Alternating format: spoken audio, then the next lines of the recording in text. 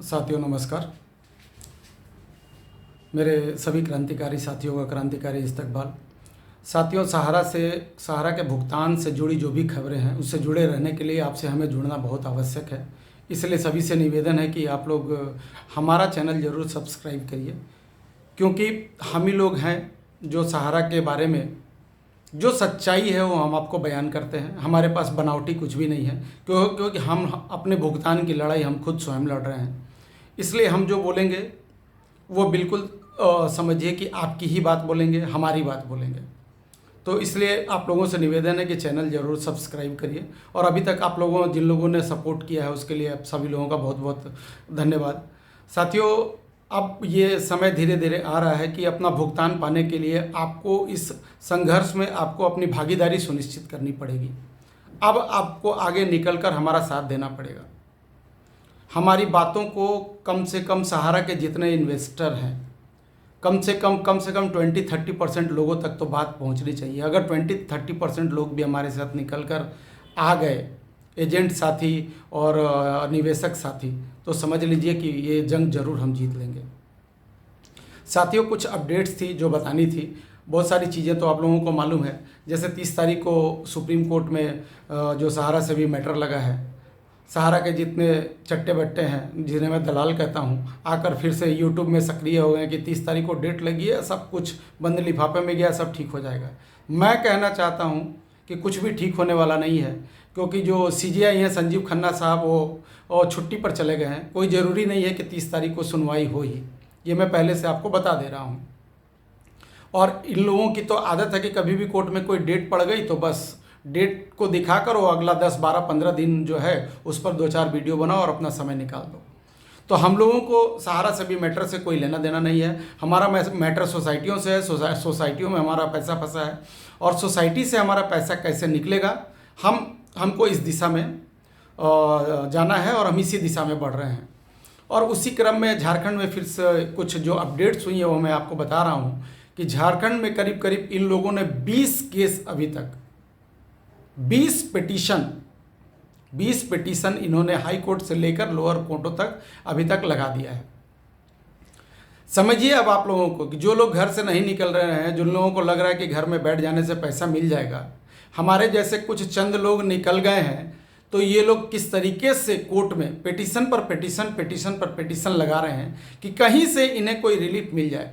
और कहीं एक जगह से रिलीफ मिल जाए तो ये लोग उसको दिखाकर सभी जगह से रिलीफ ले लें। तो सहारा के चट्टो बट्टो, सहारा के बड़े बड़े अधिकारियों, तुमको कहना चाहता हूँ, तुम्हें हमने तो अब रोड में अपनी जो झलकी है वो दिखा दी है। कोर्ट में भी तुम्हें दिखाएंगे। तुम्हारे 2 लोगों का जो एंटीसिपेटरी बेल था, अग्रिम जमानत जो जिसे कहते हैं, वो हमने खारिज करवा दी है। तुम भी बचोगे नहीं, चाहे तुम जितना भी आवेदन लगा लो कोर्ट में, जितना भी पिटीशन लगा लो कोर्ट में, तुझे बचने नहीं देंगे। तुम्हारा भी एंटीसिपेटरी बेल खारिज करवाएंगे और सब का वारंट निकलवा कर और सबको झारखंड की जेलों में खींचा जाएगा। सभी साथियों से इसीलिए निवेदन है कि आप लोग खुलकर आइए, खुलकर हमारा साथ दीजिए। हम लोगों ने इनको घेर लिया है और वैसे ही सभी जगहों पर इनको घेरेंगे। इसी बीच साथियों, एक खबर ये भी आई कि ईडी ने इनकी जो एमबी वैली है उस पर छापेमारी की और वहाँ इनका 706 एकड़ ज़मीन कब्जे में ले लिया। कुछ जो 1400 करोड़ रुपए का बताया जा रहा है और कुछ 2.91 करोड़ कैश पकड़ा गया है। तो ईडी के अधिकारी, सीबीआई के अधिकारी, जो सीबीआई और ईडी है, वो हमारे माननीय गृह मंत्री अमित शाह के अंतर्गत आती है। तो माननीय को मैं बोलना चाहता हूँ कि निवेशकों की आंखों में माननीय साहब धूल झोंकना आप बंद करिए। ईडी अगर एमबी वैली में घुस गई और वो ज़मीन जब्त कर ली तो निवेशक क्या उस ज़मीन का जाकर मिट्टी खोदेंगे या उस ज़मीन का मिट्टी खाएंगे? तुमने जब्त कर लिया, तुमने पैसा जब्त कर लिया, वो पैसा क्या निवेशकों को दिला दिए? आपके जब्त करने से क्या फ़ायदा हो गया? हम तो ये कह रहे हैं कि आप में तो वो ताकत है कि आप इनके बड़े बड़े 2-4 अधिकारियों को पकड़िए, देखिए फिर निवेशकों का पैसा कैसे मिलता है। लेकिन आप वो काम तो करोगे नहीं, क्योंकि आपकी उनसे सेटिंग हुई है। आपने करोड़ों रुपया उनसे खाया है और पूरा सेटिंग करके ये 5,000 करोड़ रुपया आप लेकर आए हो। दिलवाने के लिए निवेशकों का, और जितना दिलवाए नहीं हो उससे ज़्यादा इनकी ऑफिसों से इन लोगों ने अभी तक डिफिशेंसी दूर कराने के नाम पे करोड़ों रुपया उगाही कर लिया है, और हो सकता है उसमें से बहुत सारा पैसा आपको भी पहुंच रहा हो।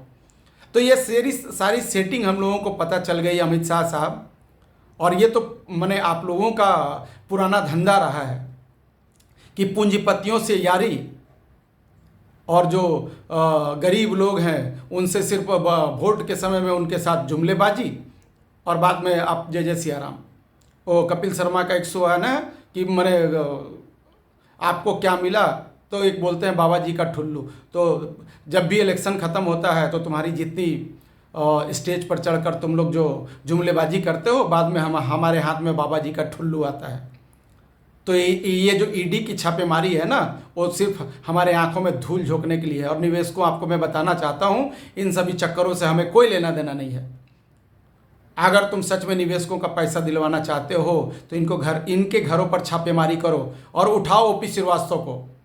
अगर तुम सही में देश के गृह मंत्री हो और हमारे भी गृह मंत्री हो, हमें तो तुम्हें गृह मंत्री मानना ही छोड़ दिया है, क्योंकि तू पूंजीपतियों का दलाल हो, दलाल। 14 लाख करोड़ रुपया इस सरकार ने, मोदी और अमित शाह ने पूंजीपतियों का माफ किया है, और हम निवेशकों का और गरीबों का पैसा मार कर ये लोग बैठे हुए हैं। और जिस भी स्टेट में इलेक्शन होता है तो जाकर बोलते हैं कि पाई पाई वापस करेंगे। अरे कब वापस करोगे पाई पाई?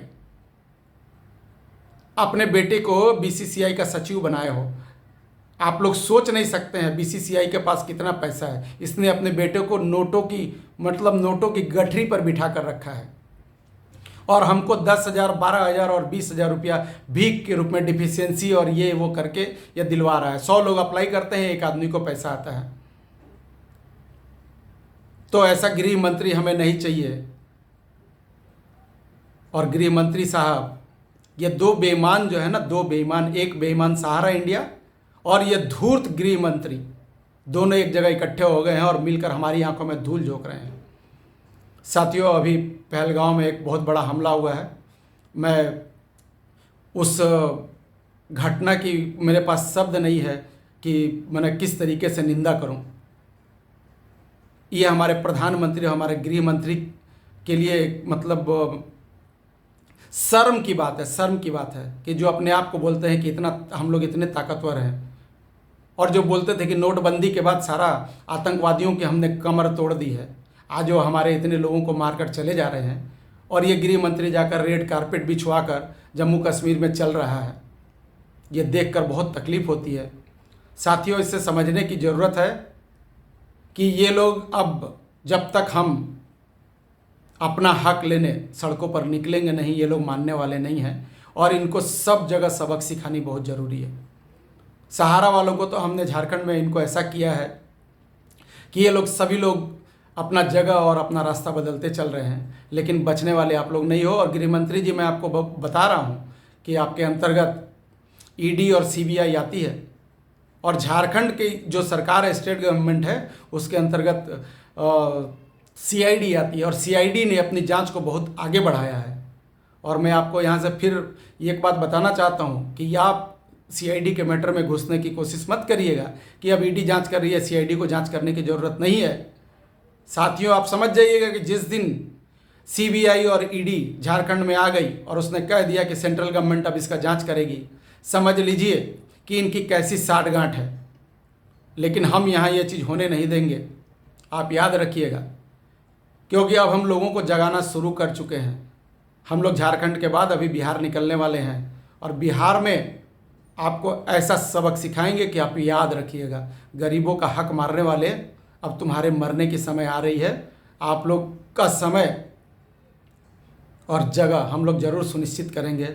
साथियों, आपकी लड़ाई हम बहुत मजबूती से लड़ रहे हैं। बस आप लोग कंधे से कंधे मिलाकर हमारा साथ दीजिए।